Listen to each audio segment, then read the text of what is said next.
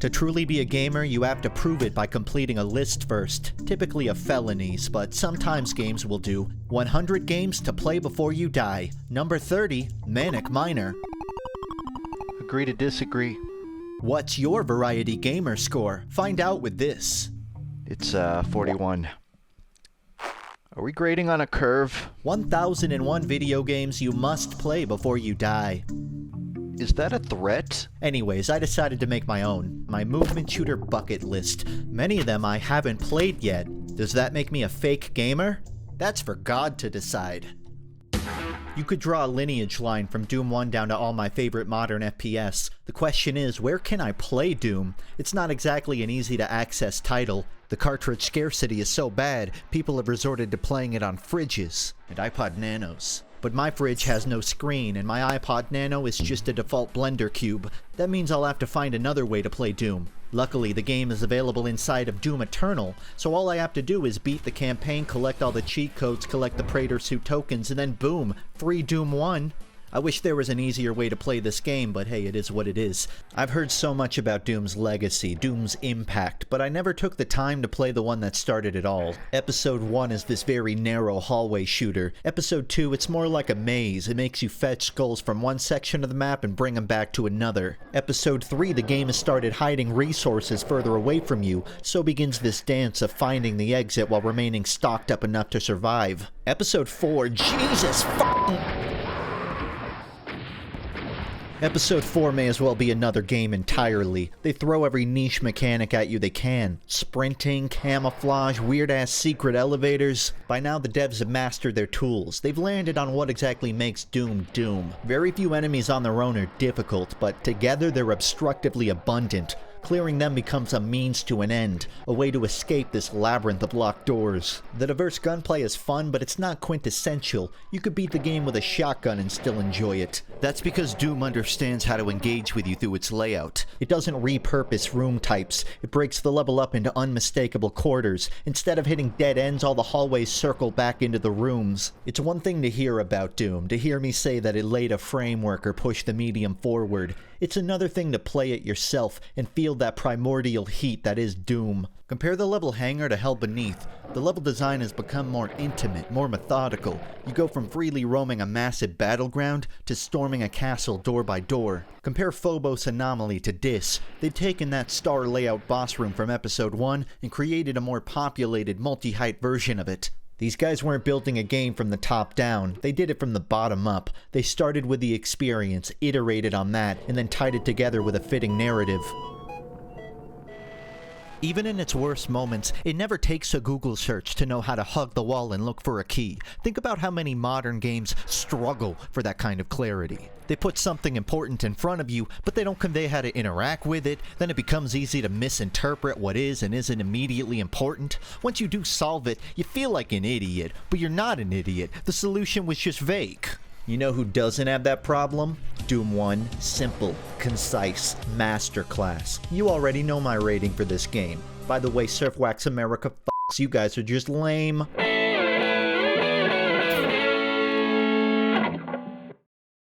Back in Doom, your shots basically locked onto anything near your barrel. High or low, something was gonna die. No vertical aiming needed. It felt like magic. But conversely, every time the game tries to do stuff above and below you, you can't even tell what the fuck's going on. Am I moving? Oh, okay, I'm moving. It's why that 2.5D figure gets thrown around so much. You can't tilt the camera up or down. Trust me, you don't want to.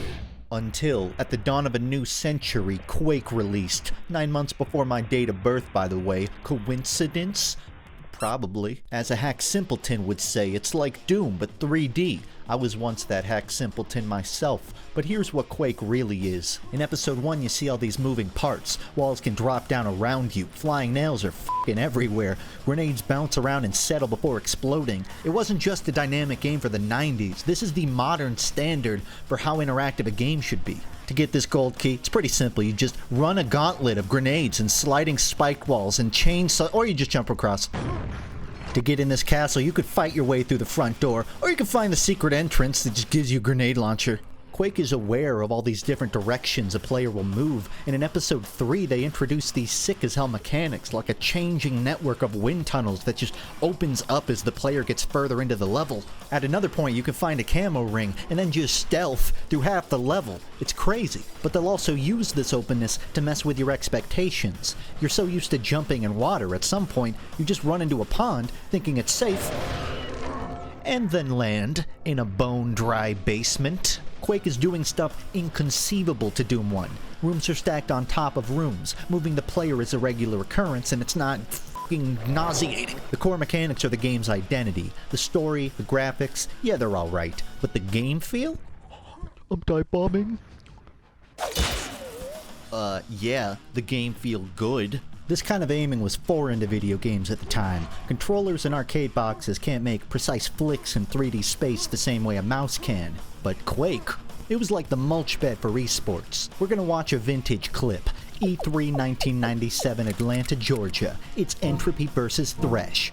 In this title match, the player Thresh is displaying fantastic map control. My favorite example of it is here. Thresh catches Entropy beelining towards the yellow armor. Now Thresh has two options. He could follow behind Entropy, but chasing him down is a pretty risky maneuver. He could go to yellow armor through another door, which is exactly what he does. He could actually get there first in theory, but that's not how it plays out. Entropy's already climbing up to armor, Thresh backs out of the room. At this point, Thresh could hold his ground, try to dink off Entropy's armor, and then rush into the room. Instead he backs up, lobs grenades down the staircase. We're gonna see Thresh play defensively once again. Luckily Entropy takes the bait. Now the cat and mouse game begins. Thresh is gonna backpedal through like 4 rooms while Entropy continues to chase him down. This fight goes on forever. Until the winner of this match, Thresh, won by a margin of 14 to -1. I'd wager that has something to do with how Thresh positions himself. That or his WASD config.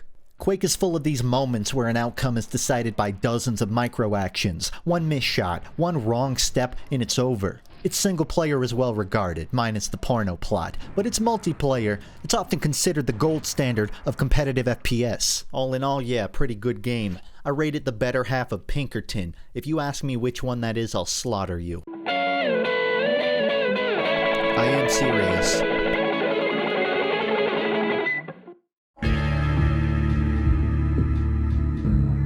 A little known fact is that Doom and Quake were originally one game called QUAKE. It was also briefly known as Dwake. Although it's split up into 2 separate titles, this concept, QUAKE, eventually got revisited in the form of Half-Life.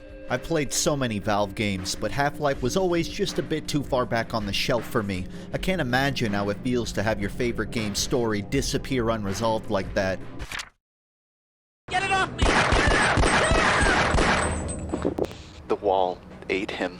Every level, every enemy, every gun, it all progressed a story. It didn't need paragraphs or cutscenes to do that either, by the way. You see the military struggling to fight both Gordon and the aliens at once. You see G-Man guffing about Black Mesa like it's another Tuesday. So much personality is given to this world by virtue of things that don't even demand your attention. Yet somehow this isn't even the bread or butter of the game.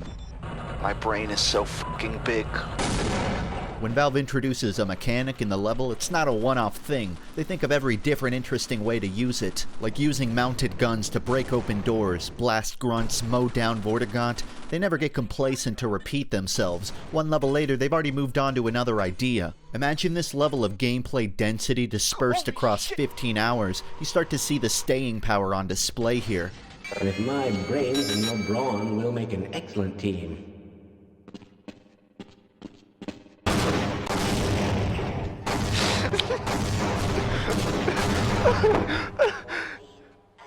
Half-Life AI is the stupidest, funniest shit I've ever seen in a video game, but more often than not, this game is just janky as fuck. The movement is all awkwardly fast and unrefined. Gordon shoves boxes like he's got industrial fucking pistons for arms. Jesus, man, calm down. Everything is so weird and slippery, but that also means the game is fast. This would be amazing if Gordon's ankles didn't shatter violently from every 9-foot drop. I softlocked myself by starting a level with under 20 HP. I'm not even joking. Valve prides themselves in their excessive playtesting. I don't doubt that one bit, but they're so attention deficit that sometimes the level's mechanic focuses on all the wrong parts. You're on a rail escorting a cart, then they make you go find a different cart. Sometimes you have to jump off the cart, but it takes a Rubik's Cube of button inputs to do it. So many different ideas on display, so much potential, yet only a handful of truly effective executions. Still, comparing it to any other game is a fool's errand. Some people are inspired to do it again, others are inspired to do it better. When Valve makes the game though, one thing's for sure. They do it their way. I rated every single Seasons album. That's right, all 4.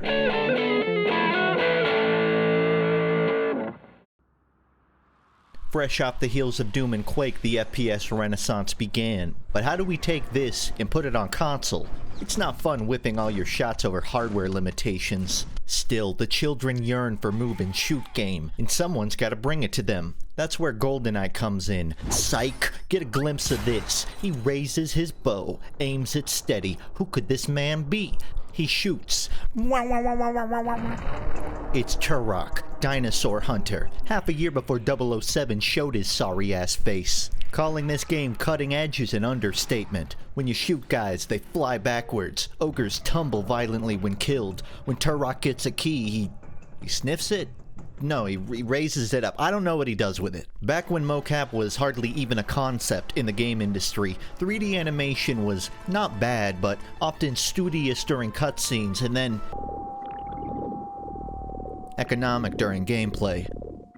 But Turok was the exception. Human characters run and swing with real weight, bodies go flying after an explosion. You may have noticed how big the levels look. That was another fringe for the era appeal Turok had. Games like this typically built levels out of brushes, which are these big basic shapes defining the walls and floors. Instead, Turok had big open maps covered in static meshes, like trees and bridges and other more complicated shapes. They had to accommodate for this size by drawing a fog around the player. Today this effect feels like ass, but it was an ingenious sleight of hand to get away with their bigger level designs. The control scheme, as simple as it is, had the intuition to turn via analog stick. Sounds obvious, right? Well, GoldenEye made you turn using the C buttons. If you look at Turok beyond its technical feats, it's still pretty ambitious. It's both a boomer shooter and a Nintendo platformer. But ambitious does not mean effective. This game's signature trick is having you jump square to square. Yeah.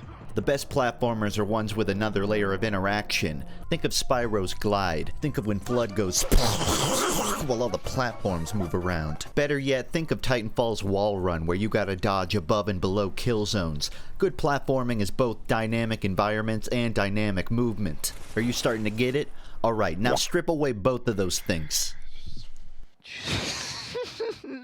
Yeah, that's Turok. You can probably get away with that if the combat's good, but that too offers very little beyond status quo. Turok in the comics, he has a comic by the way, is a resourceful marksman. He rides dinosaurs, he grabs guns when he needs to, but he always seems to return to his classic bow and arrow. His Native American heritage wasn't just a stylistic choice, it's also integral to both the story and his hunter style of fighting. At one point, Turok loses his weapons, gets grappled by a dinosaur, and kills it with its own claws.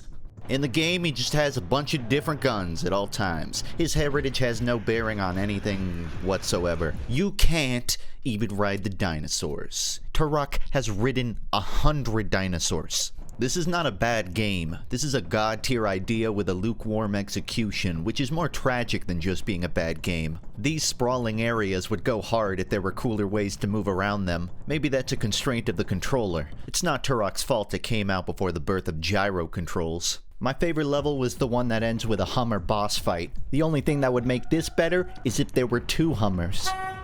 Holy shit! In a vacuum, everything Turok did was interesting, but at face value, the gameplay never evolves beyond a loop of duck hunt and hopscotch. It's a good thing I like those 2 things. I rated all the best songs off all the worst Weezer albums. It's a good compilation, just a mediocre album.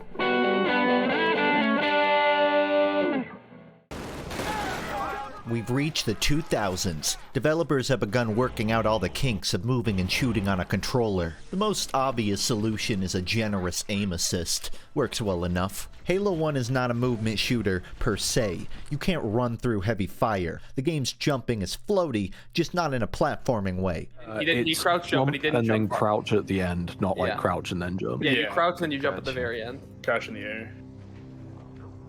There you go. God damn it. But movement, particularly vehicle movement, plays a large part in its identity. The game ebbs and flows from battleground warfare to sky aerobics, from narrow hallways to getaway drives. So really, I guess it's a movement shooter with a conjunction in the middle. When you first start, Halo is a game where you shoot little triangle guys that yell, "Wah!"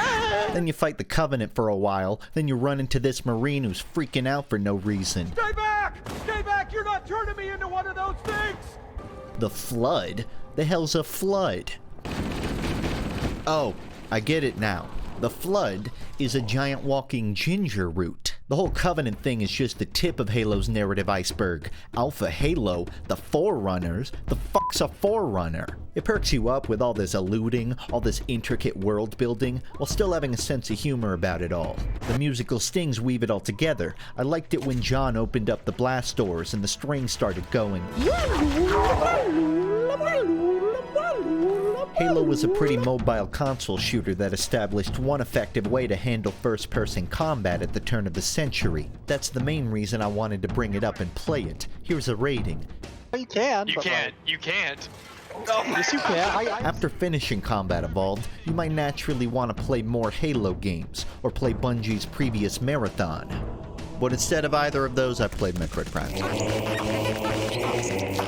Metroid Prime lets you play as bounty hunter Samus Aran. The ruins of an alien planet have been ravaged by colonialist space pirates. In a literal sense, you're here to stop them, but in gameplay, Samus must explore room by room, discovering the remnants of an advanced civilization. How does it all work? Well, the combat runs on patented Nintendo suck-ass technology. The lock-on is instant and jarring, it fucks up your platforming, but Samus manually aims like a drunk tank driver. I'm exaggerating a little, but not much. A game with aim assist works passively. It simplifies the challenge of aiming, but it still feels natural. Meanwhile, juggling your manual aim and your lock-on, it conserves a sense of challenge, but it feels unnatural. It feels like it would play better in third person. Nobody knows why. It's a total mystery. I didn't finish Metroid Prime. Then the remaster came out. Then I finished Metroid Prime. This game kicks fucking ass. Motion control aiming is way better than classic controls. The camera no longer has to pop back and forth around new targets. You no longer have to perform a demonic fucking ritual on your GameCube controller just to look down. Is it as good as mouse and keyboard? Not even close, but it didn't need to be. Prime is a puzzle platformer first and a shooter second. The game's about walking into a big-ass room, seeing all these doors, then figuring out which ones you can reach right now. Every time you find a new zone in the game, it's a totally different vibe. Some rooms are small, some are highly vertical, some rely on different visors, some are more combat-oriented. Some rooms are whatever the f*** this was. The morph ball physics get tested a million different ways. Sometimes it's gravity, sometimes it's momentum. On its face, the combat isn't elaborate, Simon says, but as enemies begin swarming you, the challenge ramps up. You have to combo enemies with multiple ammo types, drop tactical nukes mid-morph ball just to get enemies out of your face. Make no mistake, the lock-on might be for babies, but the game itself will test how you think under pressure. Prime is at its best when the player is actively discovering new paths of unexplored rooms. Like any Metroid, it eventually involves backtracking, but you return to places with new upgrades, and therefore new routes to travel. Once or twice during a backtrack, you'll find a missile expansion or a cannon upgrade. Yet these returns are diminishing, and after a while, you're just running back and forth through Magmor for the elevators. The shortest possible routes to your objective never seem to dip below 5 entire minutes. This makes the game 3 hours longer than it needs to be. But my biggest hurdle wasn't the obtuse travel or the restrictive combat. For me, it was Samus's slippery and impactless movement. Prime does not have the quick, snappy platforming of 2D Metroid. Likewise, it struggles to incorporate the gunplay into the movement, a byproduct of the two systems never gelling well with each other. Time has shown neither of these feats to be impossible. With that in mind, I hesitate to criticize this game because of its age, and therefore experimentation. But I also hesitate to praise it for the very same reasons. I'm glad it became what it became. but how much was held back to achieve that vision? Don't act surprised with me, listen to the demos. I recently played Dishonored. It was good. Being stealthy doesn't have to mean being slow. Ever heard of the hidden? No? Well, that's how well hidden it was. Dishonored reminds me a lot of that, but only if you play it stealthy. It seems I have the wrong one. Not that one. No. Ah, here we are. Now if you'll join me. I didn't play it stealthy. This meant initially it was a very fast game, suspiciously too fast. Every problem could be solved with 6 bullets and 1 teleport. If I moved fast enough, I could find and kill my objective within minutes of starting the level.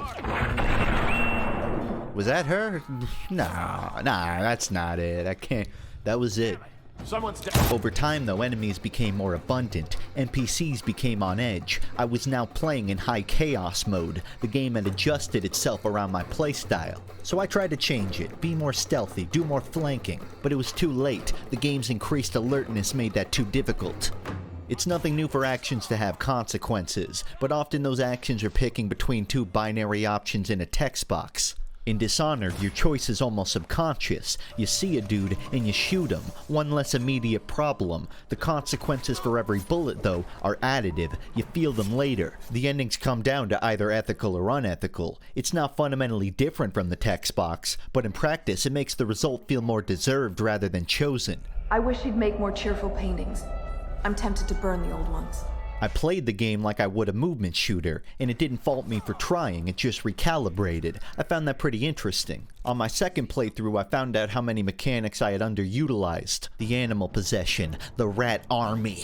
They went from my last resorts to my first choices. Killing guards was still an option, but it was no longer essential. The game was slower, but it was still faster than what most people consider stealth gameplay. Moving around unseen, jumping to knock someone out before they notice, pulling off a wacky-ass teleport stab. I'm not sacrificing speed, I'm just directing it elsewhere. I ask for my life.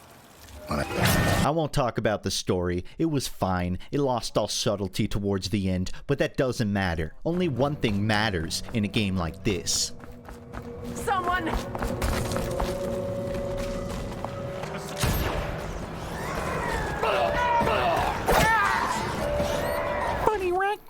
I rated a slightly unbalanced yin-yang symbol of Weezer albums. That's it. That's my entire list of movement shooters completed. Except for Unreal. That one went extinct. You might be thinking, why didn't I play all the sequels too? It's simple. I didn't feel like it.